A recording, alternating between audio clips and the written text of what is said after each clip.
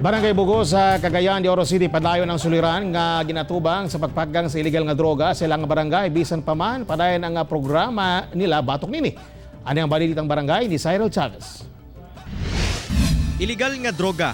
Usa lamang kini sa mga suliran nga padayong ginapaningkamutan masulbad sa mga opisyales sa Barangay Bugo sa Cagayan de Oro City. Ang maong barangay usa sa mga gikonsiderang drug-infested area sa syudad tungod ginatuhoang bagsakan kini sa illegal nga droga. Subay sa kamanduan ni Presidente Rodrigo Duterte, padayon ang pakigbisog sa Barangay Bugo batok illegal nga droga. Apan taliwala pa man niini, number 1 sila sa pinakadaghan og drug personalities sa syudad sa Cagayan de Oro.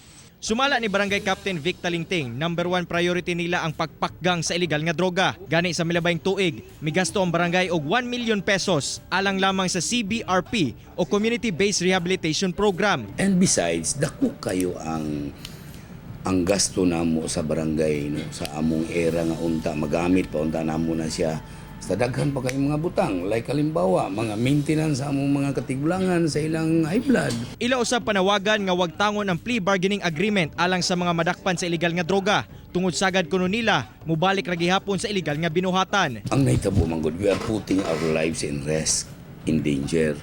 Why?